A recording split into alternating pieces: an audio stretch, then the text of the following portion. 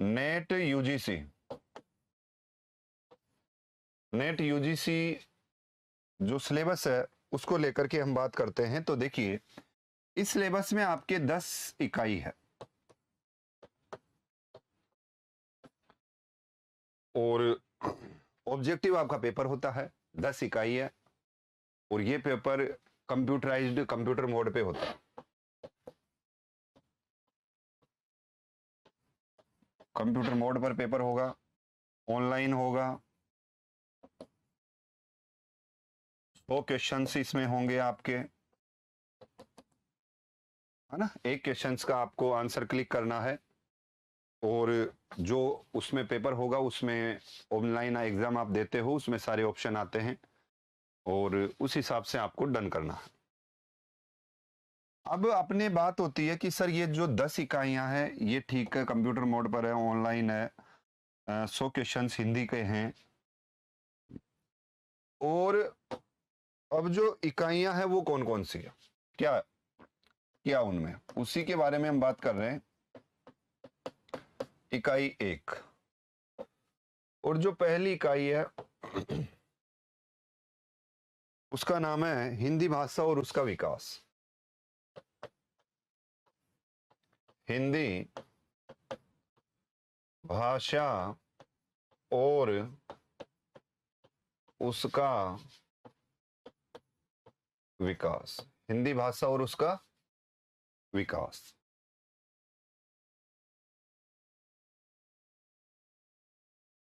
अब ये जो इकाई है, इस इकाई में आपके हिंदी जो भाषा है, हिंदी का उद्भव है, उद्भव, भाषा, लिपि, बोलियां, है ना। उद्भव है, भाषा है, लिपि है, बोलियां है, आर्य भाषाएं, भारतीय भाषाएं, सारा वर्गीकरण आ जाएगा। हिंदी की ध्वनियां हैं, बोलियां, ध्वनियां, ध्वनियां, है ना। सब ओब्लिक में लिख रहा हूं मैं, मुख्य बातें हैं। व्याकरण भी इसी में है, व्याकरण और संवैधानिक स्थिति,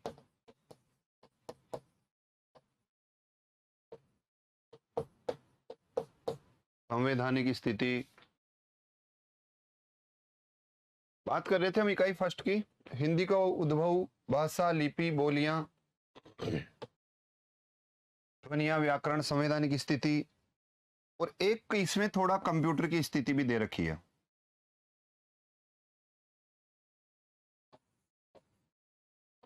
कंप्यूटर, है ना, कंप्यूटर और हिंदी।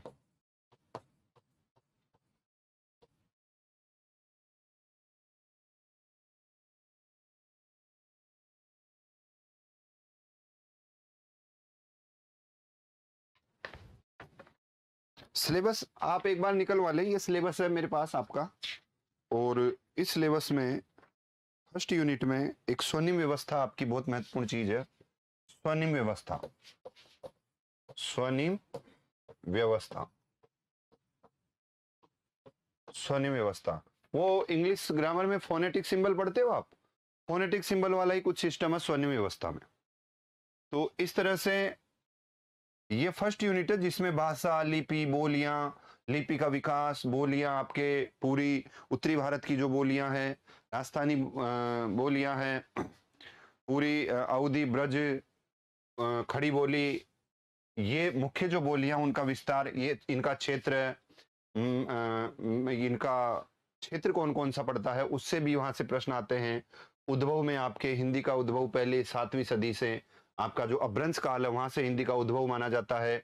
भाषा की बात करते हैं, हिंदी धीरे धीरे अपने पहले अभ्रंश काल में विकसित हुई, फिर अभ्रंश से 7वीं 8वीं सदी तक आते आते पुरानी हिंदी, जिसे चंद्रधर शर्मा गुलेरी ने कहा है ना, आचार्य रामचंद्र शुक्ल ने जिसे प्राकृताभास हिंदी कहा है।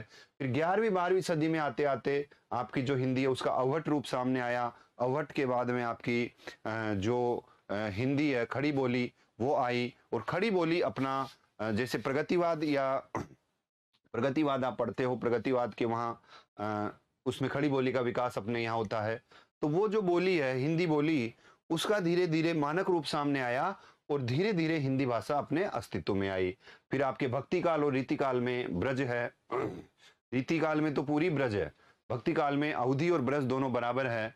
इस तरह से अपन यहाँ पढ़ते हैं। व्याकरण में आपके संज्ञा है, सर्वनाम है, क्रिया है, विशेषण है, संधि, समास, उपसर्ग, प्रत्यय, है ना। तो ये सभी जो व्याकरणिक बिंदु है, इन व्याकरणिक बिंदुओं को भी यहाँ पर सारा मतलब बताया गया है। इसके बाद में व्याकरण है, संवैधानिक स्थिति है, कंप्यूटर और हिंदी है, ध्वनि व्यवस्था है, ये सब इसमें दी गई है। अब बात करते हैं अपन इकाई 2 की। ये सारा आपको पढ़ना है इकाई 2 में। इकाई 1 में है ना, इकाई 2 में आपकी बात होगी इकाई 2।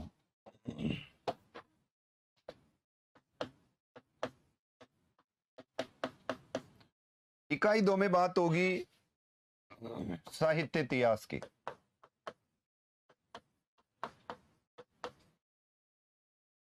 साहित्य इतिहास प्लस गद्य विधाएं।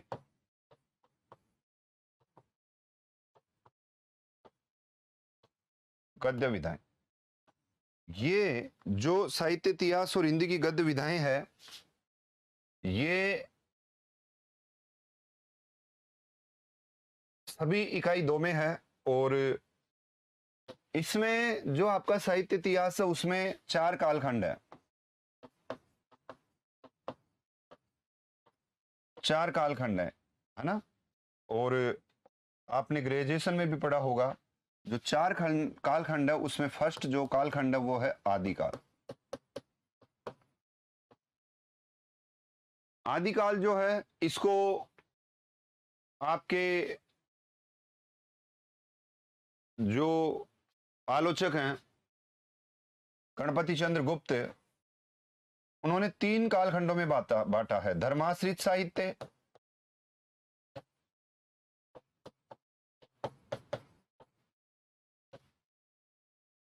राज्याश्रित साहित्य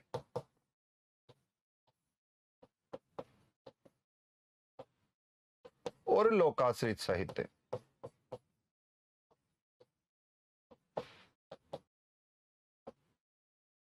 धर्माश्रित साहित्य, राज्याश्रित साहित्य और लोकाश्रित साहित्य। अब जो धर्माश्रित साहित्य है, राज्याश्रित साहित्य, लोकाश्रित साहित्य है, ये इस आदिकाल का उपविभाजन है और ये किया है गणपति चंद्रगुप्त ने।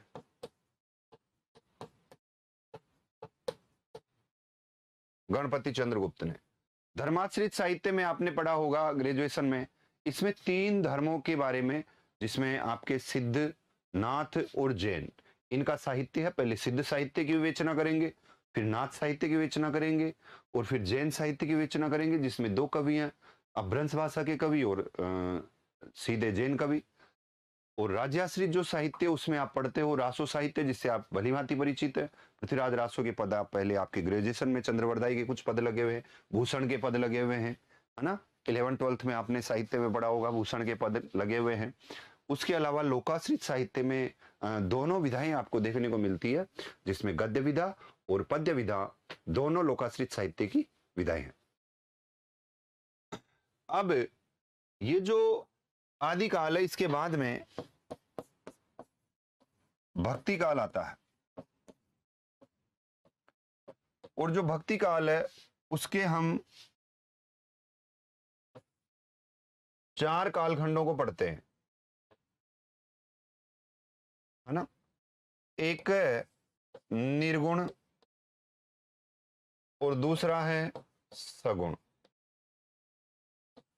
ये जो निर्गुण वाला ब्लॉक है, इसमें 2 हैं, संत और सूफी। और जो सगुण वाला ब्लॉक है इसमें भी दो हैं, राम और कृष्ण। राम काव्य, कृष्ण काव्य, संत काव्य, सूफी काव्य, या ज्ञानाश्रयी परंपरा, प्रेमाश्रयी परंपरा, रामाश्रयी परंपरा या कृष्णाश्रयी परंपरा, ये परंपराएं आप पढ़ते हो तो इसको राम कुमार वर्मा और आचार्य शुक्ल ने अलग अलग नाम दिए हैं। और यहां पर हम भक्ति काल के बारे में संपूर्ण विवेचना करते हैं। यही हिंदी साहित्य का स्वर्ण काल है। और जो निर्गुण भक्ति धारा है इसमें और सगुण में इनके प्रमुख अपनी अपनी धाराओं के प्रतिनिधि कवि हैं। और इनकी यहां पर पूरी बात करते हैं। जब आपके आदिकाल में पूरी साहित्य प्रवृत्तियां, विद्यापति जैसा कवि आदिकाल में है, पुष्यदंत है, स्वयंभू है, जैन कवि हैं, है ना। और आदिकाल जब चल रहा था तो धीरे धीरे साहित्य भक्ति की ओर अग्रसर हुआ। और विद्यापति और अमीर खुसरो इन दोनों का जिक्र करने के बाद में धीरे धीरे भक्ति काल की तरफ उन्मुख होते हैं। और विद्यापति ऐसे कवि हैं जो आदिकालीन साहित्य की भावभक्ति धारा को मोड़कर आपके भक्ति काल की ओर अग्रसर करते हैं, उसको प्रवाहित करते हैं। और इसके ठीक बाद में हम बात करते हैं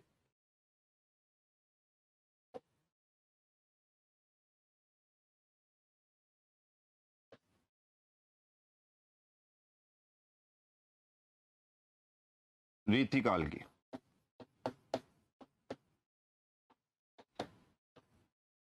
रीतिकाल में आपने देखा होगा कि रीतिकालीन जो साहित्य है उसको तीन धाराओं में बांटा है, रीतिबद्ध, रीति सिद्ध और रीति मुक्त। इन तीनों का विवेचन आप करेंगे। और इसका जो विश्वनाथ प्रसाद मिश्र, इसका जो वर्गीकरण किया वो विश्वनाथ प्रसाद मिश्र ने किया। और भक्ति काल का जो वर्गीकरण किया था वो आचार्य शुक्ल ने किया था, है ना। तो इन तीनों धाराओं में आप जो ब्रजभाषा 17वीं सदी से लेकर के 19वीं सदी तक जो ब्रजभाषा में जो साहित्य हुआ, और बद्ध, सिद्ध और मुक्त तीनों का विस्तृत अध्ययन हम करेंगे। अलग अलग कवि हैं बद्ध में जो काव्य लिखे गए, जो रीति परक ग्रंथ है जिनमें छंद विवेचना है, सिद्ध में उनके अनुसार करने, उनकी रचनाओं का जो छंद, जो सूत्र बनाया गया, उन सूत्रों के बाद में जो उन सूत्रों में उदाहरण फिट करे उनके अनुसार रचने वाला काव्य। मुक्त अपने स्वविवेक स्वचेतना या अपनी आत्मभिव्यक्ति के आधार पर करने वाले कवि हैं, जिनमें घनानंद, आलम, बोधा, ठाकुर, द्विजदेव वगैरह आप पढ़ते हो ना। ये रीति मुक्त कवियों के अंतर्गत आ जाएंगे। तो ये रीतिकालीन साहित्य की भी कुछ अपनी विशेषताएं हैं और बड़ा समृद्ध साहित्य रीतिकाल का। इसके बाद में आप पढ़ते हैं आधुनिक काल, है ना। और इस दूसरी इकाई में जो चौथा भाग है साहित्य का वो है आधुनिक काल। ये जो आधुनिक काल है, इस आधुनिक काल के अलग अलग कालखंड आपको किए गए हैं, जिसमें आप सबसे पहले पढ़ते हो देखो भारतेंदु युग, भारतेंदु युग। और इसी भारतेंदु युग का जो दूसरा नाम है वो है पुनर्जागरण काल। पुनर्जागरण काल इसी को कहते हैं। ये आधुनिक युग आ गया। और ये आधुनिक काल की शुरुआत आपकी 1850 से अब तक मानी जाती है ना, कंटिन्यू 1850 से। पुनर्जागरण काल दूसरा जो कालखंड है ये आता है द्विवेदी युग। और द्विवेदी युग जो है उसी को कहते हैं जागरण सुधार काल।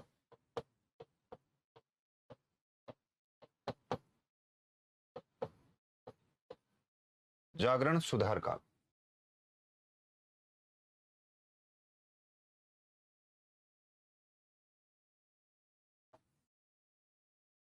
और भारतेंदु, द्विवेदी, और तीसरा जो है यह है छायावाद। और छायावाद युग, और इसी को आप कहते हैं प्रसाद युग।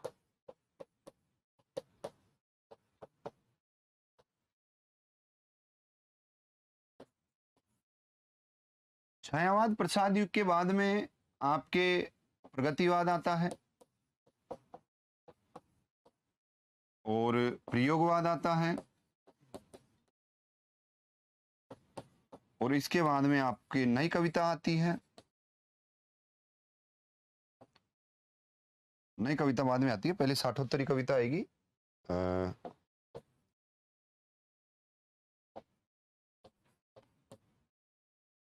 साठोत्तरी 60 के उत्तर में आती है ना यार, नई कविता ठीक है, नई कविता और ये साठोत्तरी कविता। साठोत्तरी कविता समय की दृष्टि से बात करें तो देखो, भारतेंदु युग को आप रख सकते हो, भारतेंदु युग को आप रख सकते हो 1850 से 1900। द्विवेदी युग को आप रख सकते हो 1900 से 1918, 20 है ना, ये 2 सन चलते हैं, इसका अलग कंसेप्ट है, पढ़ेंगे डिटेल से। छायावाद को रख सकते हो 1918-20 से 1936-38। प्रगतिवाद है वो 1938 से 1943 का समय है। प्रयोगवाद है 1943 से 1953 का समय है।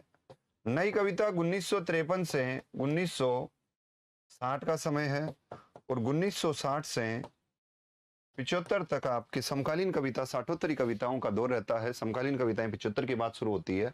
ये पूरा का पूरा आपका आधुनिक काल है, और आधुनिक काल की ये जो विशेषताएं हैं, ये सारी की सारी एक कालखंड में बांट करके आपको सामने आती है हिंदी साहित्य में।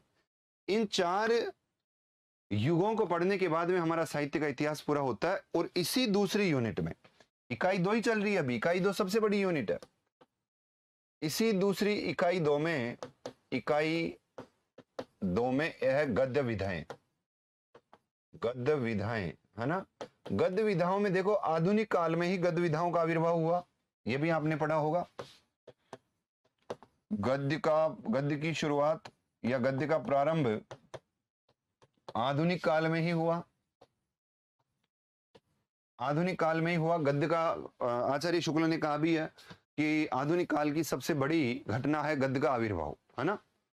और इस गद्य की शुरुआत में आपको पढ़ना पड़ेगा उपन्यास, कहानी, नाटक, निबंध, रेखाचित्र, संस्मरण, आलोचना, है ना, आदि गद्य की विधाओं के बारे में आपको जानना है, और तरीके से उनके पूरे उद्भव से लेकर के उनके विकास और उनके चरम सीमा तक उस पूरे दौर में, उस पूरी यात्रा में किस किस ने अपने झंडे गाड़े, किस किस ने ऐसी कोई गद्य विधा लिख दी जो आज भी इस सोशल मीडिया के युग में भी लोग उनको पढ़ते हैं, खरीदते हैं, और अपना महत्वपूर्ण अस्तित्व रखती है वो विधाएं। उनसे हिंदी की समझ बढ़ती है, और एक जो प्रिंट मीडिया है उसका उत्तरोत्तर विकास जारी है। तो गद्य की इन विधाओं के साथ में अब बात करते हैं हम, ये सब पढ़ने के बाद में हमारी तीसरी यूनिट आती है, जिसको कहते हैं हम हिंदी साहित्य शास्त्र।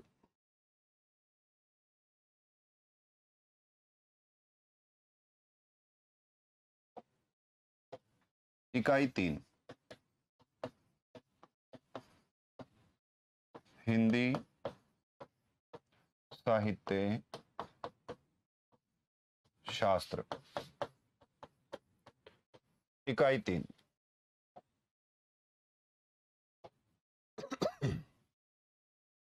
और इस साहित्य शास्त्र के 2 भाग आपके सामने प्रस्तुत होंगे, भारतीय साहित्य शास्त्र और एक है पाश्चात्य साहित्य शास्त्र। पाश्चात्य साहित्य शास्त्र ये जो भारतीय साहित्य शास्त्र है,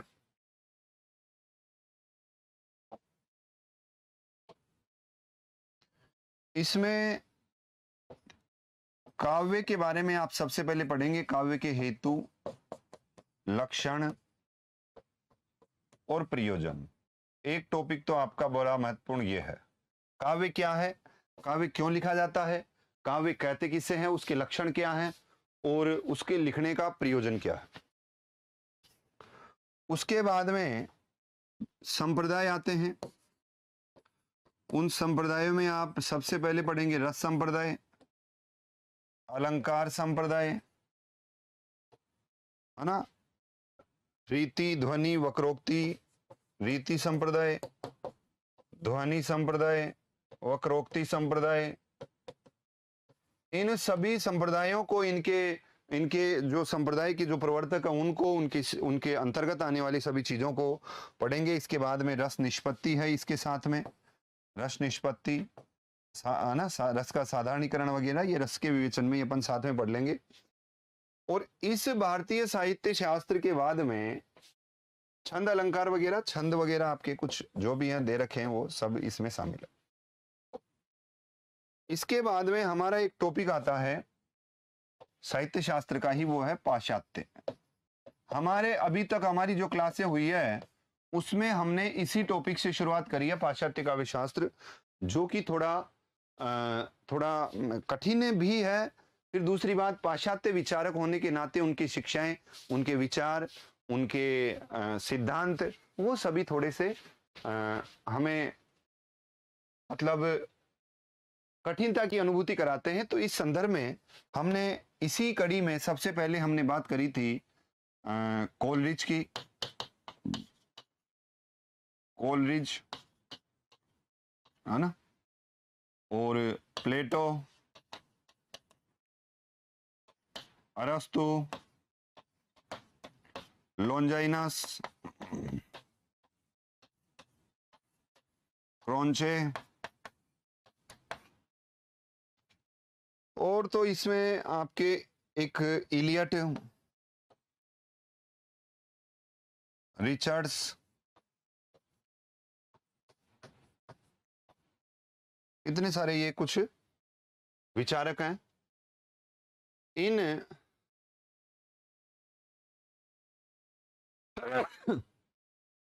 विचारकों से जन्म को लेकर के, काव्य को लेकर के इन विचारकों ने कौन कौन सी पुस्तकें लिखी,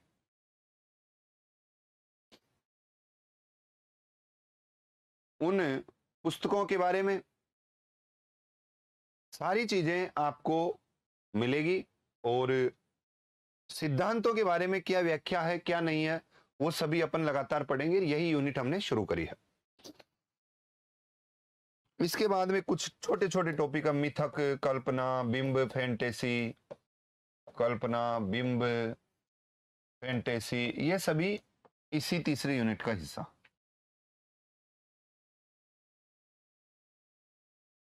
अब इन 3 यूनिट को करने के बाद हमारे वैचारिक पृष्ठभूमि शुरू हो जाती है इकाई 4 में। इकाई 4, और इसको नाम दिया है वैचारिक पृष्ठभूमि।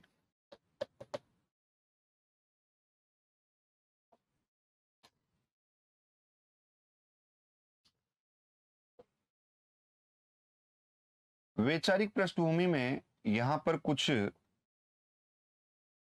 विद्वान हैं और इन विद्वानों के विचार हैं, इनके सिद्धांत हैं, विचार या वाद कह सकते हैं आप इनको। इन विद्वानों के विचार हैं, वाद हैं, जैसे गांधीवाद,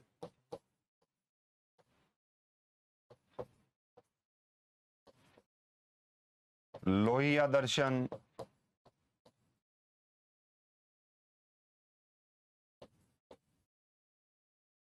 और अंबेडकर दर्शन,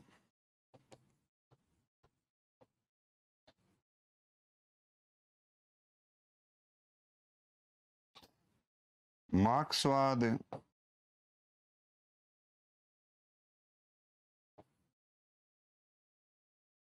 मनोविश्लेषणवाद,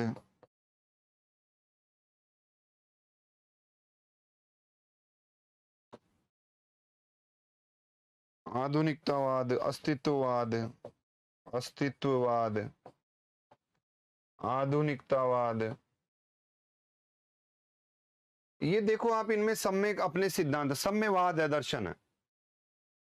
तो यहां पर ये लोग कौन हैं, क्या इनके सिद्धांत हैं, क्या इनके सिद्धांत से समाज का कुछ हद तक, कुछ सीमा तक भला हो रहा है, क्या इनके सिद्धांत सामाजिक मूल्यों का प्रतिष्ठापन करते हैं, क्या वो समाज में मूल्य स्थापित करते हैं, हमें इनके सिद्धांतों को अपनाना है या नहीं अपनाना है, क्या इनके सिद्धांतों में गलत है, क्या इनके सिद्धांतों में सही है। ये सारी बातें हम इन्हीं दर्शन में, इन्हीं वाद में करेंगे। क्या इन विचारकों ने कोई बहुत अच्छी पुस्तक लिखी है, वो सब चीजें यहां से पूछी जाने वाली। और इसके बाद में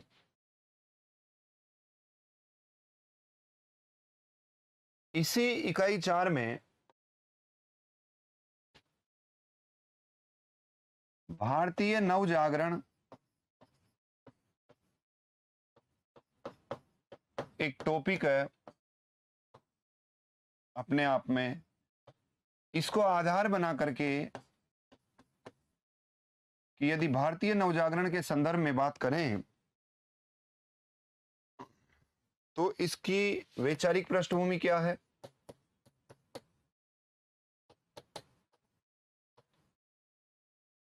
फोर्ट विलियम कॉलेज का क्या योगदान है,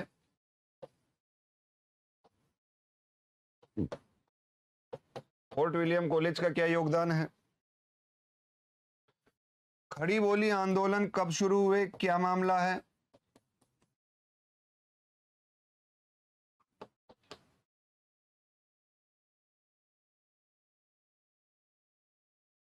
भारतेंदु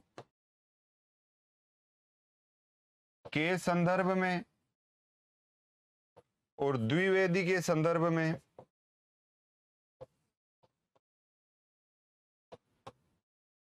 दोनों के संदर्भ में भारतीय नवजागरण, साथ में वैचारिक पृष्ठभूमि, खड़ी बोली आंदोलन, fort William college, fort William college के लेखक चतुष्टय जिसमें 4 लेखकों की बात हुई है, वो सभी चीजें यहाँ पर भारतेंदु के संदर्भ में भारतीय नवजागरण किस प्रकार आगे बढ़ा, भारतेंदु की का क्या योगदान रहा, द्विवेदी जी का भारतीय नवजागरण में क्या योगदान रहा, ये वैचारिक पृष्ठभूमि और ये वैचारिक चीजें इस चौथे यूनिट में हम पढ़ेंगे।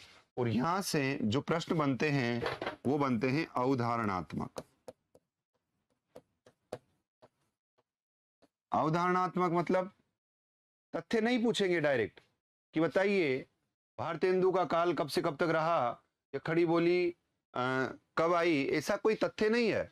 अरे खड़ी बोली आई तो कैसे आई, उसको कैसे लोगों ने अपनाया, अपनी रचनाओं में किस प्रकार उसने पकड़ बनाई, खड़ी बोली के संदर्भ में पूरा डिटेल से पढ़ने के बाद, पूरी थ्योरी पढ़ने के बाद, खड़ी बोली के अब अंतर्गत जो बिंदु हैं उनमें से पूछेगा कि क्या खड़ी बोली के बारे में ये बात सही है, क्या ये बात सही नहीं है।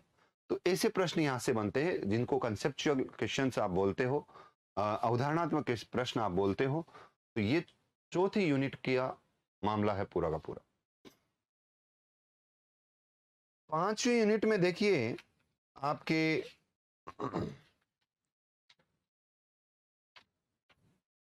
हिंदी कविताएं हैं, इकाई 5।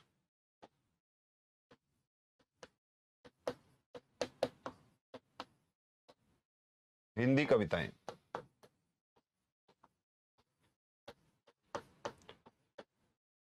हिंदी कविताएं है 5वीं यूनिट में, जिसमें आपके सूर है, घनानंद है, मीराबाई है, पृथ्वीराज रासो का रेवा तट है, रामचरितमानस का बालकांड है, कबीर के पद लगा रखे हैं, जिसमें देखो आप 160 से 209 तक। विद्यापति की पदावली है पद संख्या 1 से 25 तक। और सूरदास का भ्रमर गीत सार है पद संख्या 21 से 70 तक। तुलसीदास का रामचरितमानस है जिसमें उत्तरकांड है। बिहारी सतसई पद संख्या 1 से, यानी पहले दोहे से लगा करके 50 दोहे लगातार लगा रखे। घनानंद कवित्त में जो विश्वनाथ मिश्र द्वारा संपादित है उसकी कवित्त संख्या 1 से 30 तक लग रखी है। मीरा विश्वनाथ त्रिपाठी द्वारा जो संपादित है उसका प्रारंभ से 20 पद हैं। अयोध्या सिंह उपाध्याय हरियोध का पूरा प्रिय प्रवास लगा रखा है। मैत्री शरण गुप्त भारत भारती साकेत नवम सर्ग लगा रखा है। जयशंकर प्रसाद की आंसू और कामायनी के जो श्रद्धा लज्जा और ईड़ा सर्ग हैं वो है आंसू है, कामायनी है, 3 सर्ग है कामायनी के। निराला की जूही की कली है, जागो फिर एक बार, सरोज स्मृति है, राम की शक्ति पूजा है, कुकुरमुत्ता है, बांधो न नाविश ठाऊं बंधु, सुमित्रा नंदन पंत की परिवर्तन कविता है, प्रथम रश्मि है। महादेव वर्मा की बहुत सारी कविताएं हैं जिसमें बीन भी हूं मैं, तुम्हारी रागनी भी हूं मैं, नीर भरी दुख की बदली, फिर एक विकल, प्राण मेरे, यह मंदिर का दीप इसे नीरव जलने दो, द्रुत झरो, जगत के जीर्ण शीर्ष। रामधारी सिंह दिनकर की जो उर्वशी और रश्मि रथी है उसके 3 अंक हैं। नागार्जुन की कालिदास रचना है, बादल को घिरते देखा है, अकाल और उसके बाद। 8 लाइनों की कविता है मात्र, अकाल और उसके बाद। 4 अकाल के पहले की है, 4 अकाल के बाद की। खुरदरे पैर, शासन की बंदूक, मनुष्य, सच्चिदानंद, हीरानंद वाच्यन, अज्ञे की कलंगी बाजरे की, यह दीप अकेला, हरिघास पर क्षणभर, असाध्य वीणा, कितनी नाव में कितनी बार। यानी एक एक कवि की 4-4 5-5 रचनाएं भी लगा रखी है। मुक्तिबोध, भूल गलती, ब्रह्म राक्षस, अंधेरे में, भवानी प्रसाद मिश्र की गीत फरोज, सतपुड़ा के जंगल, मुक्तिबोध की हो गई, धूमिल की नक्सलवाड़ी, मोचीराम, अकाल दर्शन, रोटी और संसद। इतनी ये कविताएं हैं। लेकिन 5वीं यूनिट के बारे में, इन हिंदी कविताओं के बारे में मेरे कुछ नकारात्मक विचार है। और वो हमेशा अपनी जो रणनीति है, अपनी जो उस रणनीति के तहत यदि हम तैयारी करते हैं तो वो हमेशा सही साबित हुए हैं। और हमारा जो रिजल्ट है वो 100% रहा है, बाकायदा जीआरएफ के साथ। क्या है रणनीति? देखो, हिंदी कविता बहुत व्यापक है। इतने सारे, बालकांड अकेला बहुत बड़ा है, पूरी हिंदी कविताएं एक तरफ अकेला बालकांड, एक तरफ रामचरितमानस, फिर उसके अंतर्गत उत्तरकांड और है। इतनी बड़ी बड़ी कुछ कविताएं, हो सकता है लास्ट के आधुनिक काल के कवियों की कविताएं कुछ छोटी छोटी हो, लेकिन जो उससे पहले आदिकाल, भक्तिकाल, रीतिकाल तक के जो मुख्य कवि हैं उनकी बड़ी बड़ी कविताएं हैं। और उन कविताओं के शब्द, शब्दार्थ, भावार्थ, प्रसंग और उसके अंदर बनने वाले प्रश्नों को यदि आप इतनी कविताओं को एक एक लाइन पढ़ते हो तो इसके लिए आपको अकेले 6 महीने तो सिर्फ कविता पाठ के लिए चाहिए। जो आपकी 5वीं यूनिट है उसको तैयार करने में अकेले 6 महीने का समय पर्याप्त होता है। समय 6 महीने से पहले नहीं कर सकते आप उनको। इतनी व्यापक, विस्तृत और बड़ा हिस्सा है पाठ। इधर से अपना फर्स्ट यूनिट है, छोटा है। सेकंड यूनिट है कंप्लीट हिंदी साहित्य, इसके बिना आप हिंदी अधूरी है, ये हिंदी की रीढ़ की हड्डी है। तीसरा है काव्य शास्त्र है। और चौथा है कुछ वैचारिक बिंदु हैं। अब आप सामान्य एग्जाम्स, जैसे कोई भी पीएससी का, बोर्ड का एग्जाम देते हो, स्कूल लेक्चरर का, कॉलेज लेक्चरर का, तो ये 4 यूनिट है, यहां से आ जाते हैं। इसमें गद्य विधाएं और जोड़ ले तो हिंदी कविता हर सिलेबस के साथ में हिंदी में वैसे ही होती है जैसे आप प्रतियोगी परीक्षाओं में मुख्य सिलेबस के साथ में 10 दिन, 20 दिन या महीने भर के लास्ट में आप करंट अफेयर्स तैयार करते हो। तो 6 महीने का करंट अफेयर्स एक साथ पढ़ के चले जाते हो देने, 10-15 दिन में तैयार करके। तो यहां पर हिंदी रचनाएं भी हम नेट के साथ अलग है, कोई भी बोर्ड में स्कूल लेक्चरर की जगह है उसके साथ अलग है। यूजीसी, आपके यूजीसी वाला तो बता दिया ना, नेट वाला। आपके डीएसएसबी की कविताएं अलग है, बिहार की कविताएं अलग है, राजस्थान में कुछ एनसीईआरटी में अलग लगा रखी है, केवीएस में अलग है, एनवीएस में अलग है। तो ये कविताएं तो भाई परमानेंट तो है नहीं, बोर्ड के साथ में, सिलेबस के साथ में बदली हुई है, बदलती रहती है। तो परमानेंट तो आपका first unit, second unit, third unit और चतुर्थ यूनिट ही है। जब आप ये परमानेंट तैयार कर लेते हो, एक बार में क्लियर कर लेते हो, तो इसके बाद में हिंदी कविताएं तो करंट अफेयर्स की तरह हैं। जब भी जिस एग्जाम का देने जा रहे हो यदि ये मामला कंप्लीट है तो थोड़ा सा देख जाओ। अब व्यापक और है, एक तरफ 4 यूनिट, एक तरफ हिंदी कविताएं।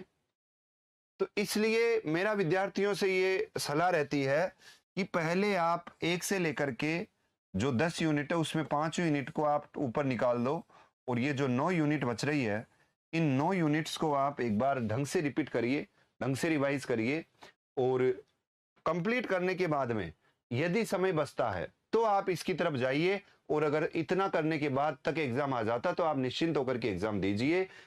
इस रणनीति के आधार पर हमारे यहाँ जैनित इंस्टीट्यूट में जीआरएफ, लगातार जीआरएफ पे जीआरएफ, जो कि पीएचडी भी वर्तमान में कर रहे हैं, उन बच्चों का सभी का सिलेक्शन बिना 5 यूनिट पढ़े हो गया। तो ये आपकी रणनीति है कि आप किस हिसाब से आप करते हैं। बाकी हिंदी कविताओं की 5 यूनिट भी आप तैयार करोगे, उसमें एक बार 1 यूनिट से लेकर के 10 यूनिट तक का 5वीं निकालने के बाद आपका एक बार रिवाइज आराम से हो जाएगा। तो जब तक इनको रिवाइज करते हैं तब तक एग्जाम हो जाता है और अपना हो जाता है कंप्लीट। 100% जरूरी नहीं है पढ़ना उसको, अगर मान लो आपको नहीं हो रहा तो आप ये स्किप भी कर सकते हैं, है ना। अपने यहाँ इसके बाद में अपना भी यही रहता है कि जो से बैच है, अगर मान लो उसका टाइम टू टाइम अगर सारा क्लास से होकर के कंप्लीट चल रहा है तो वो सारा हो जाता है, अन्यथा कविताएं सबके लास्ट में लेते हैं, 5 यूनिट सबके लास्ट में लेते हैं, उसमें जितनी होती है उतनी ठीक है, नहीं तो बच गई कोई बात नहीं। 9 यूनिट तो अपनी कंप्लीट है, मुट्ठी में सिलेबस, पूरा कॉन्फिडेंस अपने को ये है। लेकिन अगर इतनी कविताएं आप पढ़ लेते हो ना तो अक्सर ये हर बोर्ड के कहीं ना कहीं सिलेबस में लगी हुई है, तो वो एक मजबूत पूरा का पूरा ढांचा पक्का हो जाता है, ये है। छठी यूनिट की बात करते हैं। आपके इकाई 6 और इकाई 6 में दे रखा है हिंदी उपन्यास।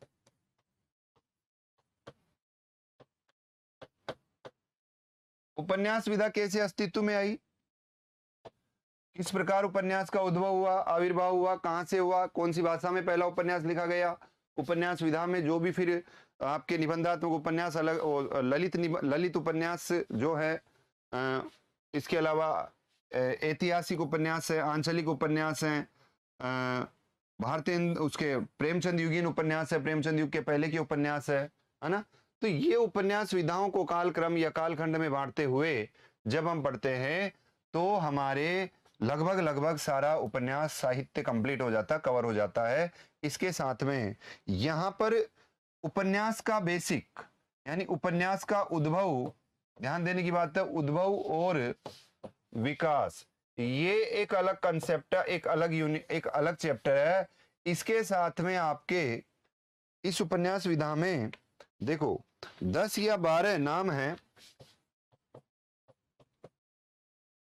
ना। 10 इसमें कितने हैं, 1 2 3 4 5 6 7 8 9 10 11 12 13 नाम है भैया ना। 13 नाम दे रखे विद्वानों के। इन 13 नामों में सबके ये 1 या 2 उपन्यास लगा रखे हैं, किसी के 2 हैं, किसी के 1 है।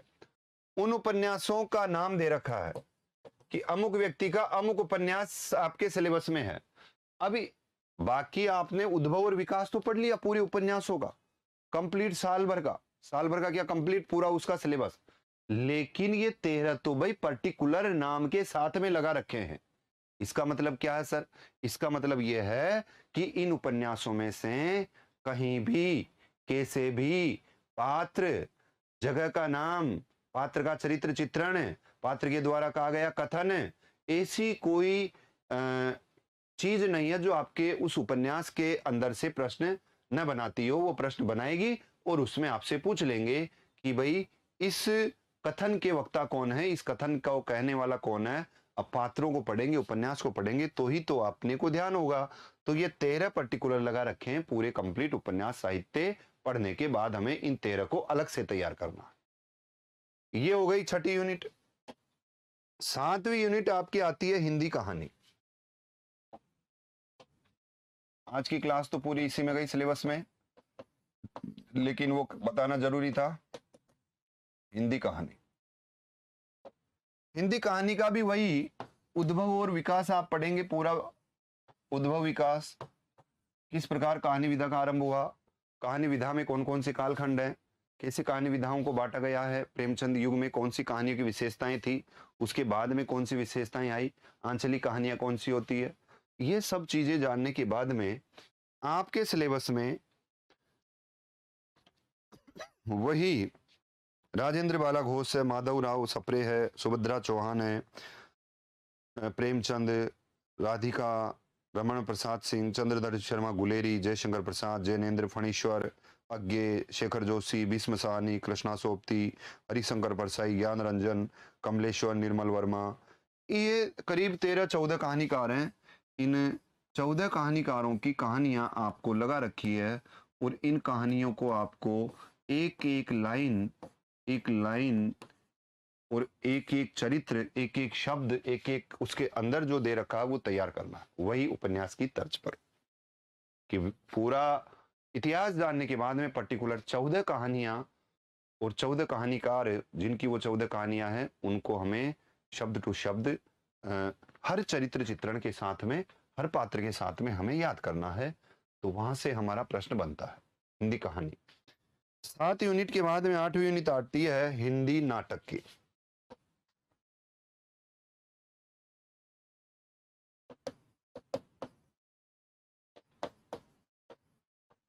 हिंदी नाटक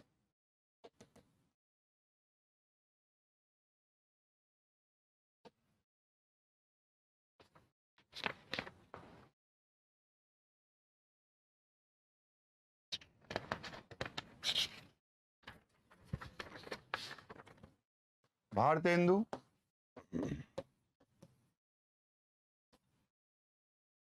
प्रसाद, ऐसे करके कितने हैं ये 10 नाटककार हैं। इन 10 नाटककारों के 10 नाटक और नाटक का उद्भव और विकास,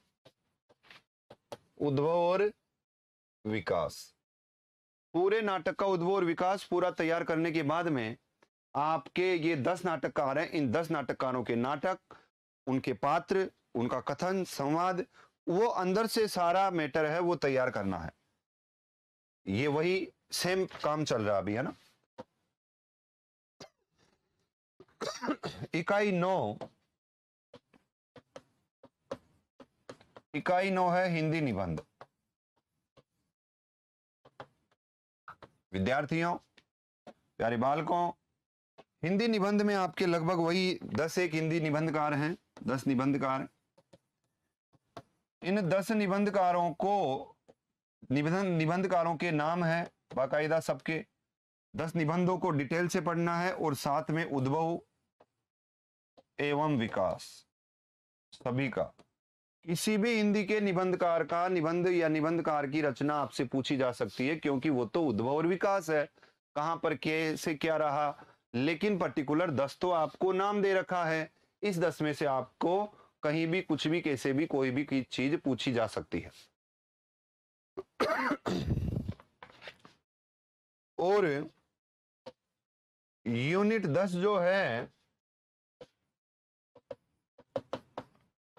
इस यूनिट 10 में आत्मकथा, जीवनी,